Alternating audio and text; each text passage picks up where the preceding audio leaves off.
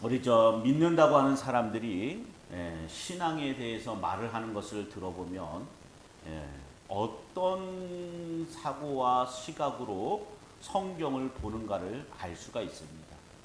저도 이런 뭐 목사님들이나 다른 분들 이렇게 신앙적인 대화를 하다 보면 이분이 성경을 어떤 관점으로 읽고 있는가 이런 게 딱 느껴집니다.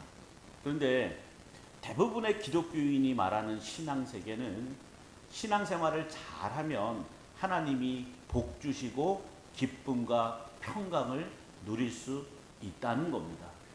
여러분들은 어떻게 생각하세요? 이렇게 물어보면 목사님 말에 뭔가 함정이 있는 것 같은데 맞는 말인데 왜 저렇게 물어보시지? 아마 이렇게 생각할 거예요. 조금만 주의 깊게 생각하면 우리 교인들은 이제 이런 말들이 신앙적이지 않다라는 걸 다 알고 계실 겁니다. 물론 우리는 하나님께 복받은 사람들 맞습니다. 하나님이 복을 주셨기 때문에 기쁨과 평강을 누리며 범사에 감사하며 살 수가 있는 겁니다. 그런데 문제는 우리가 신앙생활을 잘 해야만 한다는 전제 조건이 문제인 겁니다. 하나님은요, 하나님이 행하신 일, 하나님이 행하신 일을 믿는 믿음을 보시고, 다시 말씀드리면 십자가의 보혈의 은총을 믿는 사람에게 복을 주시는 것이지 우리의 열심과 의지와 노력을 보시고 복을 주시는 것이 아닙니다. 그러니까 비록 성경 구절을 근거로 해서 신앙적인 말들을 많이 하는 것 같지만 그건 성경에서 자기 마음에 드는 구절을 뽑아서 자기 마음대로 해석하는 것일 뿐이에요. 성경에는 신앙의 여부와 무관하게 고난과 고통을 겪는 내용들이 많이 있습니다. 그 중에 대표적인 게 우리가 살펴보고 있는 욥기서의 욥이에요. 욥은 누가 보더라도 신앙에 열심이었고 의로웠던 사람이에요. 동방의 의인이었습니다. 하나님 앞에 범죄하지 않으려고 애를 썼고 심지어는 자식들이 알게 모르게 저지른 죄 때문에라도 자녀 수대로 소재를 올렸던 사람이에요. 그런 사람이 어느 날 갑자기 사탄의 계략에 의해서 고통과 고난의 길로 빠져들었단 말입니다. 그런데 이 욥 이야기에서도 무슨 말씀을 하는지 그 의도는 파악하지 않은 채 그저 마음에 드는 내용만 골라서 내 마음에 좋을 대로 해석을 합니다. 그 대표적인 게 어떤 구절이에요? 욥기서 8장 7절에 나오는 내 시작은 미약하였으나 내 나중은 심히 창대하리라는 말씀이에요. 하나님을 잘 믿으면 지금은 미약해도 나중에 창대하게 해주신다 이렇게 이야기를 만들어냅니다. 그리고 이렇게 얘기를 하면 듣는 사람들은 모두 아멘 하고 큰 소리로 화답을 해요. 이 말을 누가 했는지만 살펴봐도 어떠한 뜻이 담겨있는 말인지 알 수가 있는데 그런 건 안중에 없는 거예요. 제가 욥기서를 강의하면서 뭐라 그랬습니까? 이건 조롱하는 말이에요. 욥을 조롱하는 말이란 말이에요. 욥의 이야기에서 우리가 중점적으로 봐야 되는 욥의 고난은 아예 관심 밖에 있어요. 성경을 이런 시각으로 보기 때문에 자연히 마음에 들지 않거나 원하는 내용이 아닌 것은 관심을 두지 않고 지나치게 됩니다. 이로 인해서 자기 멋대로 선택해서 담아둔 내용을 하나님의 뜻인 것처럼 주장하는 오류를 범하고 있는 안타까운 현실이에요. 이런 것들을 한마디로 표현하자면 오늘 본문을 빌어서 표현을 하면요, 온전한 것을 버리고 부분적인 것을 붙드는 것이라 할 수가 있습니다. 부분적인 것을 하나님의 축복인 것으로 오해하고 그걸 놓지 않으려고 하는 거예요. 이것이 온전한 것을 알지 못한다라는 증거입니다. 온전한 것을 모르기 때문에 부분적인 것에만 매이는 오류에서 벗어나지를 못해요. 온전한 것과 부분적인 것에 대해서 바울이 9절과 10절에 이렇게 말을 하죠. 우리는 부분적으로 알고 부분적으로 예언하니 온전한 것이 올 때에는 부분적으로 하던 것이 패하리라 라고 말을 해요. 그러면 온전한 것과 부분적인 것은 무엇입니까? 바울이 그걸 8절 말씀에 사랑은 언제까지나 떨어지지 아니하되 예언도 패하고 방언도 그치고 지식도 패하리라 이렇게 답을 해주고 있어요. 언제까지나 떨어지지 않는다고 하는 사랑이 온전한 것이고 예언과 방언과 지식을 패하여질 부분적인 것으로 말을 하고 있어요. 그러면 고린도 교회는 온전한 것과 부분적인 것 중에 어느 것에 붙들려 있었습니까? 은사로 인해서 분쟁이 있고 경쟁이 있었다라는 걸 생각하면 당연히 그들은 부분적인 것에 마음을 두고 있었습니다.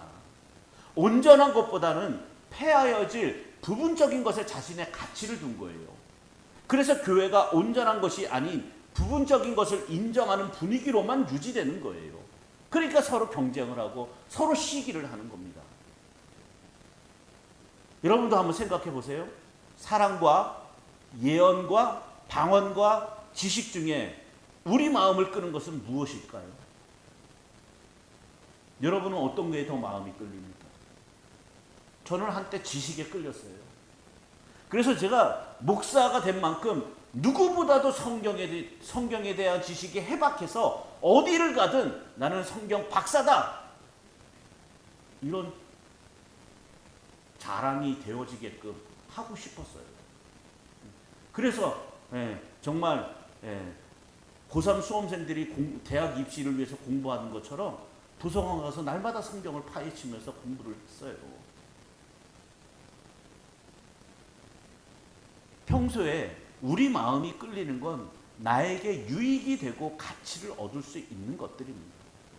그런 점에서 보면 사랑보다는 예언이나 방언이나 지식에 더 마음이 끌린다고 할 수가 있습니다.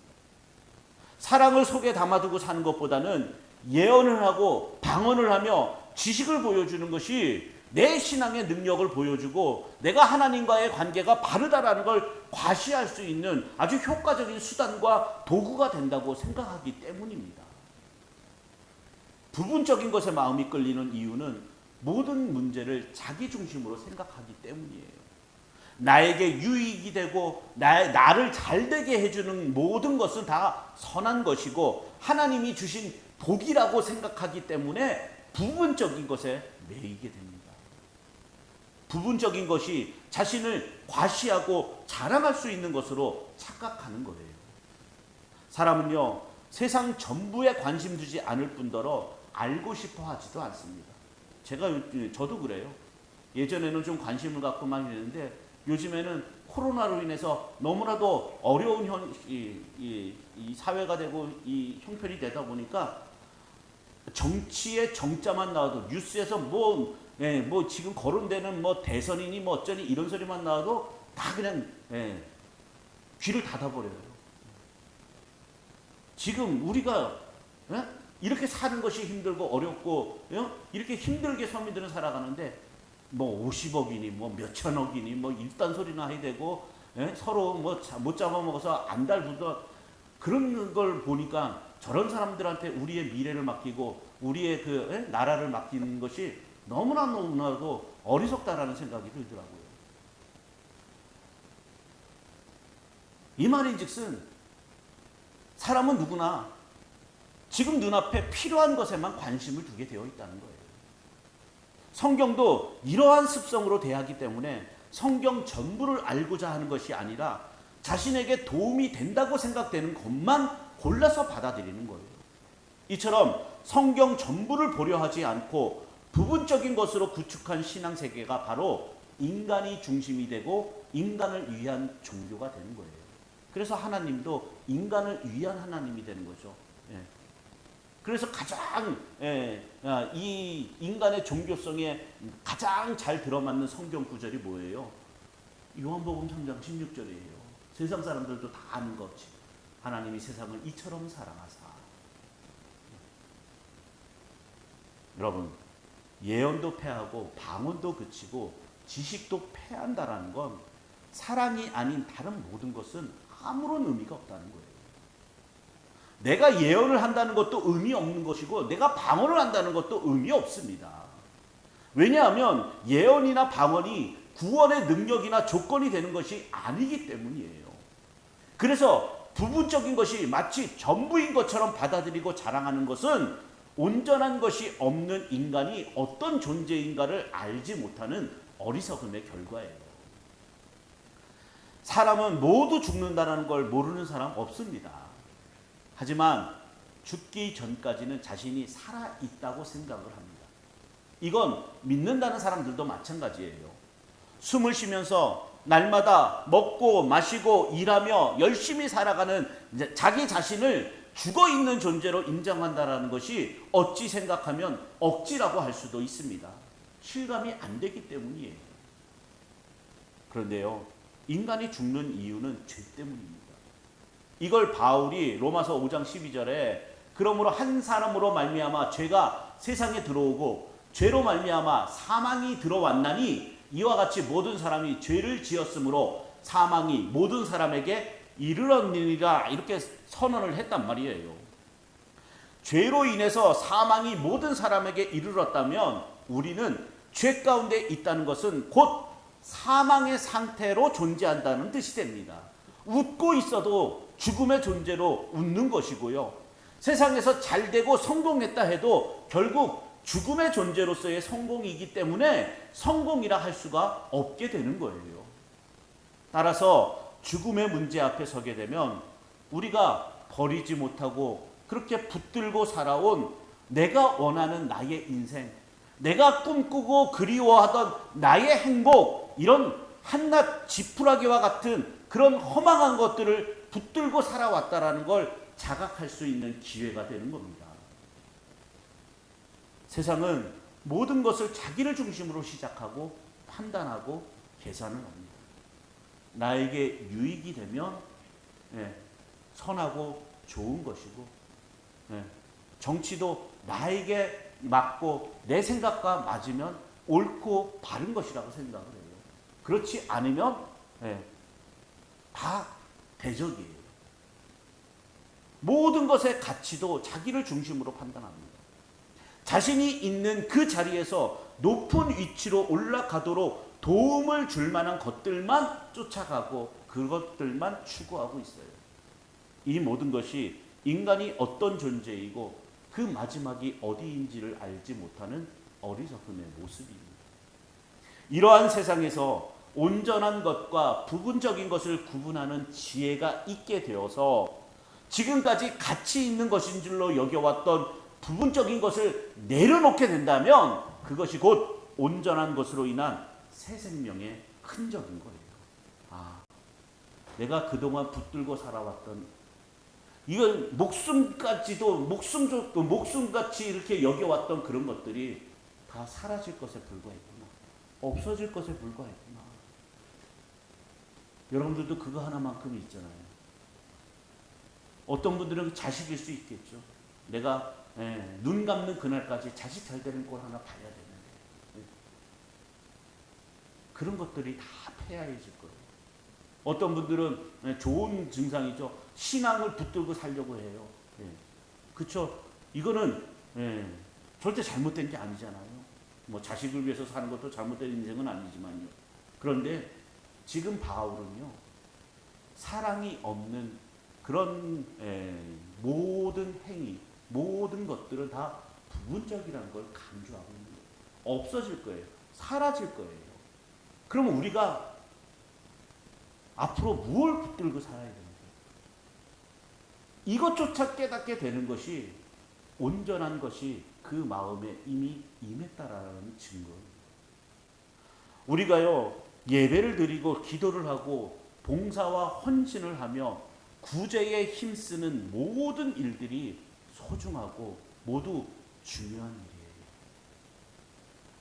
믿는 사람이 예배 안 드리면 되겠습니까? 기도 안 하면 되겠어요? 성경 읽어야죠. 내가 내 힘 닿는 대로 헌신하고 봉사해야죠. 나에게 주신 재물이 조금 넉넉하다라면 그것으로 나누고 섬겨야죠. 구제에 힘써야 합니다. 내 한 몸만 챙겨서는 안 되는 거예요. 하지만 이런 모든 것들이 다 부분적인 것들이다. 다시 말하면 이런 것들 어느 것 하나라도 우리가 믿음의 자랑거리로 내세울 수 있는 것들이 아니라는 겁니다. 목사들 중에는 유명하신 분들이나 대형교회 목사님들이나 또 부흥회를 많이 다니시는 목사님들은 뭐 대놓고 자랑은 안 하지만 자기가 설교 하나는 자신 있다라고 그렇게 말씀하시는 분들이 있어요. 그것도 다 부분적인 거예요. 설교를 잘하는 게 자신의 능력이라고 생각하면 그게 교만이고 그게 폐하여질 겁니다. 하나님이 주시는 말씀 가지고 하나님의 인간의 입을 빌어서 하나님의 말씀을 전한다라고 생각하면 내가 설교 잘한다라는 말 할 수가 없는 거죠. 그렇다면 여러분이 하고 있는 모든 신앙적인 행위가 다 마찬가지라는 거예요. 내가 믿음이 좋아서 1년 365일, 1년 52주 예배 안 빠뜨리고 참석을 하는 것이 아니고 내가 근면하고 성실해서 새벽 예배 빠지지 않고 기도하는 게 아니에요. 하나님이 한번 치시게 되면 아무리 의지가 있고 아무리 노력을 해도 우리가 우리 의지대로 신앙생활 할 수가 없게 되는 겁니다. 그러니까 이 모든 것들이 다 내가 1년 365일 하루도 빠지지 않고 새벽 예배를 드리는 사람입니다. 나는 예배를 목숨과 같이도 여기는 사람입니다. 그 마음은 좋아요. 그 마음은 좋은데 그게 자랑거리가 되어서는 안 된다는 거예요. 왜요? 폐하여질 것들이니까. 아무것도 아니라는 거예요. 폐하여질 것이라는 건 하나님 앞에 아무것도 아니라는 거예요. 그러면 뭐만 남아야 되는 거예요? 하나님이 찾으시는 온전한 것, 사랑이 있어야 한다는 겁니다. 그런데요, 바울이 보기에 고린도 교회는 폐하여질 부분적인 것을 붙들고 있으면서 정작 온전한 것에서는 멀어져 있었습니다. 부분적인 것을 붙잡고 그것을 자신의 믿음으로 자랑하고 과시하면서 마치 온전한 믿음의 길에 있는 것처럼 착각하고 있었던 거예요. 오늘날 우리들의 모습이었다는 겁니다. 여러분, 우리는 온전하지 않아요. 그리고 부분적인 것으로는 절대 온전해질 수가 없습니다. 그래서 부분적인 건 폐하여질 수밖에 없다라고 하는 거예요. 다시 말씀드리면 예언과 방언과 지식 등 그 어떤 은사를 받는다 해도 그것으로 온전하게 되지 않는다는 겁니다. 그러면 우리는 하나님이 찾으시는 온전한 것, 그 사랑을 어떻게 보여드릴 수가 있어요? 분명 온전한 것은 사랑입니다. 예언의 은사를 받았다 해서 사랑이 있게 되는 것이 아니고 방언과 그 외의 모든 은사를 받아도 역시 사랑이 있게 되는 것이 아닙니다. 그래서 온전한 것이 아닌 부분적인 것으로 서로를 판단하고 시기하지 말라는 말을 하는 거예요. 그런데도 사람들이 은사에 끌리는 건 은사가 자신의 신앙을 자랑할 수 있게 해준다는 것 때문이에요. 누가 보더라도 믿음 있는 사람으로 칭찬받을 만하니까 은사를 사모하게 되는 거예요. 하나님과의 바른 관계에 있고 믿음이 있기 때문에 하나님이 은사를 주신 것이라고 생각을 합니다. 이것이 바로 은사도 폐지될 것에 지나지 않는다는 걸 모르는 거예요. 사랑은 언제까지나 떨어지지 아니하고 온전한 것이 올 때에는 부분적으로 하던 것이 패하게 된다면 우리에게 제일 가치 있는 것은 사랑입니다. 사랑만이 온전하기 때문이에요. 따라서 성도에게 가장 가치 있는 것이 사랑으로 확정되어 있다면 사랑 외에 다른 모든 부분적인 것에는 가치를 두지 말아야 합니다. 때문에 온전한 것을 알고 온전함에 속한 성도는 자신에게 어떤 행함이 있다 해도 거기에 아무런 가치를 두지 않게 되는 거예요. 안타까운 건 요 근래에 우리 가까운 지역에서 어떤 목사님이, 감리교 목사님이 목회의 어떤 과정 속에서 실수를 했나 봅니다. 그런데 온 교우들이 다 합심을 해서 그 목사님을 만장일치로 쫓아냈다는 거예요. 임지를 교환시킨 것도 아니고 그저 새로운 목사님은 우리가 알아서 청빙할 테니 당신은 나가 주십시오 하고 그래서 쫓아냈다는 겁니다. 사람은 어떤 경중이 있겠지만 살면서 누구나 잘못하고 실수하잖아요. 목사도 사람인지라 왜 목회에 있어서 그런 과오가 없겠습니까? 그게 어떤 과오인지는 그런 걸로 우리가 함부로 판단해서는 안 되지만, 그러나 그 교인들과 그 목사님이 정말 하나님이 주시는 이 온전한 말씀을 정말 온전히 받아들이고 그렇게 참된 신앙 안에 진리 안에 거하고 있었다라면 그렇게 극단적인 그런 선택과 판단을 해야만 했을까? 저는 그런 의문이 드는 거예요. 마태복음 5장 48절에요. 예수님이 우리에게 말씀하셨습니다. 그러므로 하늘에 계신 너희 아버지의 온전하심과 같이 너희도 온전하라. 그러면 제가 드린 질문을 다시 한번, 우리가 뭘로 온전할 수가 있습니까? 우리에겐 사랑이 없잖아요. 사랑은 오래 참고라고 우리가 지난 시간에 살펴봤죠. 이 한 구절 앞에서도 다 무너지는 게 우리잖아요. 온전한 것은 애당초 세상에 존재하지 않습니다. 그래서 온전한 것이 올 때에는 이렇게 말을 하는 거예요. 바울이 말하는 사랑을 세상에서는 찾아볼 수 없는 것도 처음부터 세상에 없는 사랑이기 때문입니다. 자, 그러면 온전한 것이 세상에 왔을까요? 아직 오지 않았을까요? 온전한 것은 사랑을 말한다 해도 하나님의 사랑으로 세상에 오신 분이 그리스도이기 때문에 온전한 것은 세상에 와서 우리와 함께 하고 있습니다. 그리고 그리스도 안에 부름받은 성도는 온전함 안에 있는 겁니다. 그래서 성도에게 부분적인 것은 폐지된 것으로 존재하는 거예요.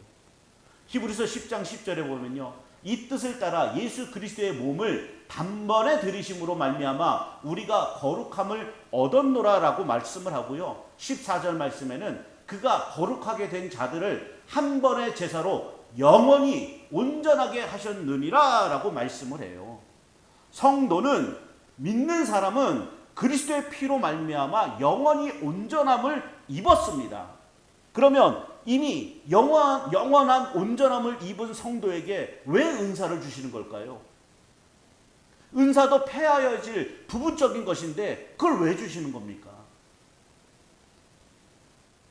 그 이유는 그 어떤 부분적인 것에 가치를 두지 말라는 거예요.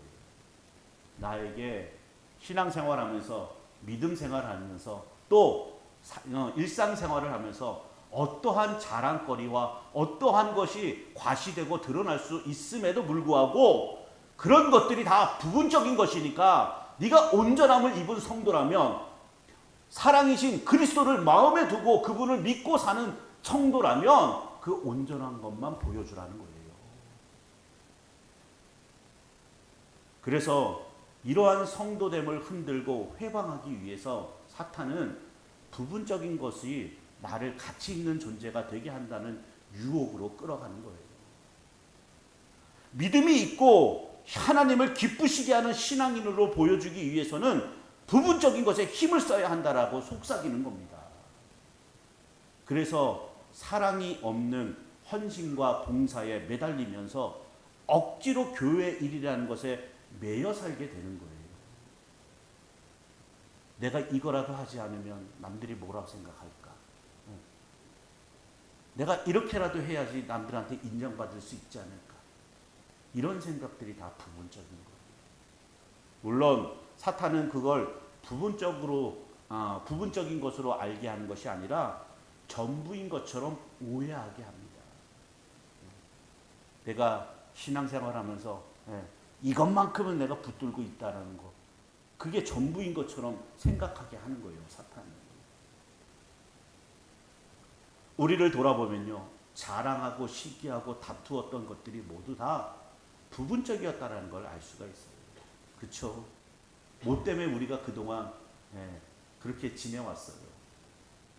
온전한 것에 마음을 두지 않고 어리석은 생각으로 나왔으면서도 우리는 신앙생활 열심히 했다 이렇게 생각을 합니다. 온전한 것과 부분적인 것에 대한 지혜가 없었던 거예요. 이처럼 온전한 것과 부분적인 것을 구분하지 못하면서 십자가를 말했다며 자신이 알고 있는 십자가에 대해서부터 깊이 고민해야 할 겁니다. 부분적인 것들 위해 세워진 십자가일 수 있기 때문이에요. 그것은 비가 오고 창수가 나서 바람에 부딪히면 흔들리고 무너지는 모래 위에 세운 집과 같습니다. 여러분, 우리가 온전하게 된 것이 우리의 노력입니까? 우리의 온전함은 오직 하나님이 예수 그리스도를 통해서 이루어 주신 놀라운 기적일 뿐이에요. 그리고 온전함을 알게 된 성도는 그리스도를 증거하는 것을 자신의 존재 이유로 받아들입니다.